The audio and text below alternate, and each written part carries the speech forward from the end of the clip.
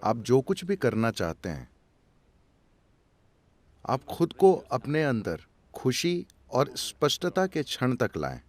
उस क्षण आप जो निर्णय लेते हैं, चाहे आप मर भी जाएं, आपको वही करना चाहिए। जब भी आपकी भावनाओं में उतार चढ़ाव आता है, आपका मन कई चीजें कहता है, ये महत्वपूर्ण नहीं है। वो आज एक बात कहता है, सुबह एक बात, शाम को कुछ और। वो आज एक बात कहता है और कल दूसरी बात। ये कोई महत्व नहीं रखता।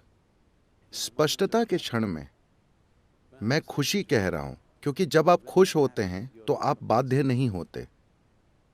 जब आप बहुत खुश और स्पष्ट होते हैं, उस समय अगर आप चीजों को देखते हैं और सोचते हैं कि हाँ, ये करना मेरे लिए बेहतर होगा, बस वही करें, फिर चाहे वो नर्क जैसा ही लगे।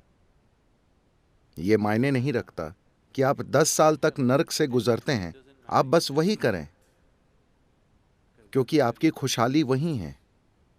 जब आप बाध्यता के अलग अलग स्तरों पर होते हैं, उस समय अगर आप निर्णय लें कि किधर मुड़ना है, तो आप अंतहीन रूप से खो जाएंगे। ये इस बारे में नहीं है कि आप क्या कर रहे हैं, बस आप उसे दृढ़ता के साथ कर रहे हैं। हर दिन आप ऑफ एंड ऑन रहते हैं, तो वो नहीं होता। आप बस दृढ़ रहिए, आप बस एक बिंदु पर टिके रहिए, चाहे वो कुछ भी हो।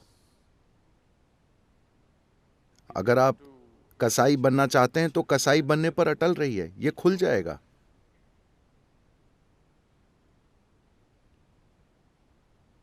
एक क्षण के लिए भी ढुलमुल मत बनिए। आपने स्पष्टता और खुशी के क्षण में जो निर्णय लिया है, बस उस पर टिके रहिए, जरा सा भी हिले डुले बिना। उससे आपको कोई वंचित नहीं कर सकता।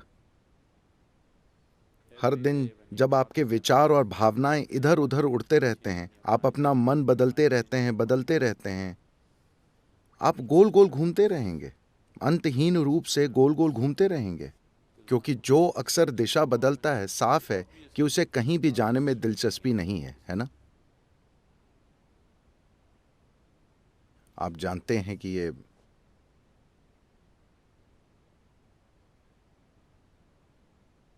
ये दुनिया गोल है, इसलिए आप किस दिशा में जाते हैं ये मायने नहीं रखता। जब तक कि आप दिशा बदले बिना चलते रहते हैं, आप सफर को पूरा करेंगे, है ना? आप यात्रा पूरी करेंगे, है ना? अगर आप अपनी दिशा बदलते हैं, तो ये आपको एक अनंत, हमेशा खोए रहने की एक अंतहीन स्थिति में डाल देगा। तो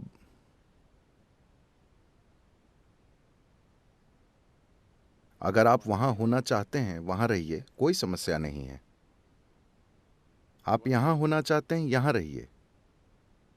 रोज रोज अपना मन मत बदलिए, सुबह एक और शाम को दूसरी ओर। आप अपने लिए और अपने आसपास हर किसी के लिए एक यातना है।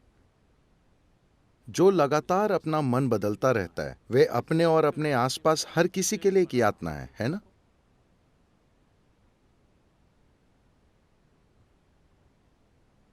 अभी आप सोच रहे हैं कि कल मैं अपना योग करूंगा।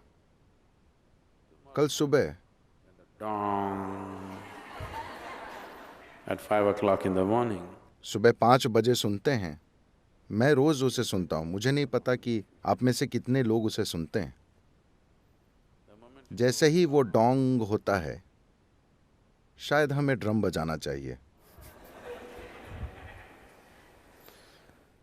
फिर आपका शरीर कहता है, भाड़ में जाए ये योग, मैं बस ये चाहता हूं।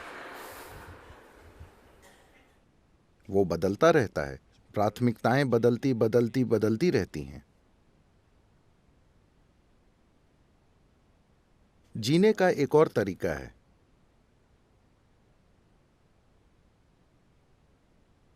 जहां आपके जीवन की सबसे बड़ी खुशियां, आपके जीवन के सबसे बड़े सुख ऐसे लगेंगे जैसे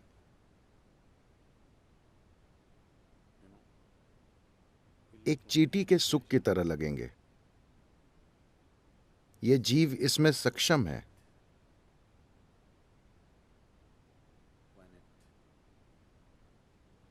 जब बात शरीर और दिमाग की आती है तो हम सभी अलग रूप में सक्षम हैं। दो शरीर बराबर सक्षम नहीं होते, न ही दो दिमाग बराबर सक्षम होते हैं। लेकिन जब इस जीव की बात आती है तो हर जीव बराबर सक्षम है।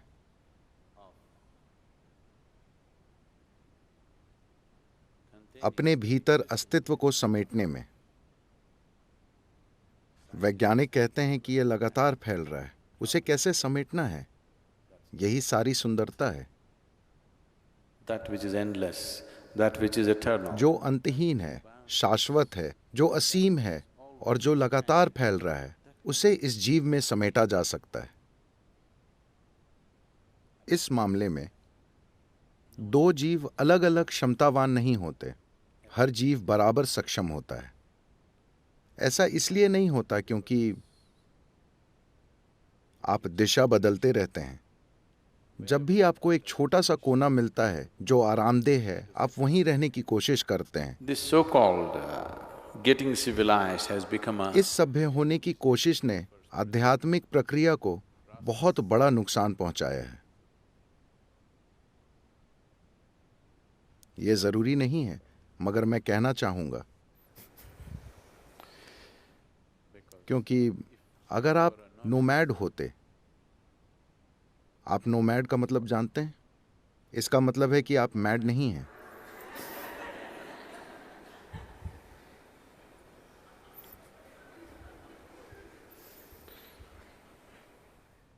तो कौन नोमैड नहीं है? जो मैड है। जो मैड यानी पागल है, वो टिक जाता है। जो मैड नहीं है, वो चलता रहता है, कहीं भी ठहरता नहीं है। जैसे ही हम नोमैड होना बंद हुए, तो हम सुरक्षा और कुशलता के एक पागलपन में पड़ गए। चाहे वो शारीरिक हो, मनोवैज्ञानिक हो या भावनात्मक, हम हमेशा उस कोने की तलाश में रहते हैं जहां हम आराम से सो सकें। और एक बार आपको वो कोना मिल जाता है और वो बहुत बढ़िया और आरामदेह हो जाता है, तो आपके अंदर बाहर निकलने और फिर से यात्रा करने की हिम्मत नहीं होती। तो अगर आप सिर्फ एक पिकनिक मनाना चाहते हैं तो ठीक है, वो ऐसा ही लगता है जब अगर आप वेलंगरी पहाड़ की चढ़ाई करना चाहते हैं तो आपको एक निश्चित दूरी तक चढ़ाई करनी पड़ती है, जहां आपके घुटने चटक रहे होंगे और आपकी सांस भाप के इंजन की तरह लग रही होगी। a steam locomotive. फश फुश चल रही होगी। फिर आप चारों ओर देखते हैं और बांस, खूबसूरत चट्टानें, आपके आसपास के बांस और सब कुछ बहुत शानदार लगता है। घाटी इतनी सुंदर है। What is the purpose? एक और कदम उठाने का मकसद क्या है? यह शानदार है, बस। आपका दिमाग आपसे कहता है, बस यही है। मैं जगह की सुंदरता पर सवाल नहीं उठा रहा हूं, मैं वहां मौजूद होने के सुख पर सवाल नहीं उठा रहा हूं। मगर अभी ये तर्क आया है, ये नया तर्क आपके अंदर आया है, सिर्फ इसलिए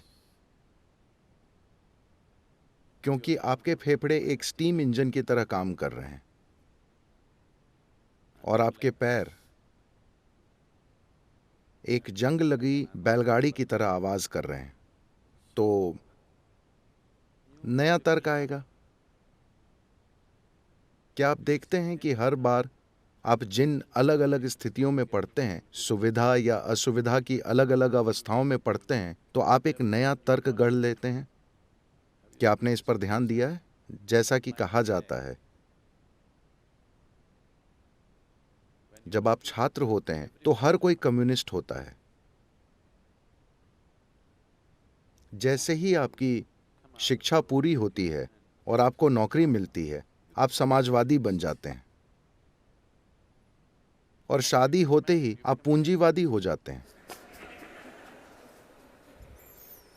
आपकी नई स्थितियों, सुविधा या असुविधा के अलग अलग स्तरों के अनुसार तर्क के नए स्तर आएंगे। तो ऐसा होता रहता है। इसलिए स्पष्टता और खुशी के एक क्षण में जब आप वहां मौजूद होते हैं, आप किसी चीज को देखते हैं जिसमें आपको अपना कल्याण दिखता है, आप उस पर डटे रहिए। कल आपको वो भयानक लगे, कोई फर्क नहीं पड़ता, आप उस पर डटे रहिए। वो नर्क जैसा महसूस हो, आप उस पर डटे रहिए। यही खुशहाली है। अगर आप दिशा बदलते रहेंगे तो कहीं नहीं पहुंचेंगे।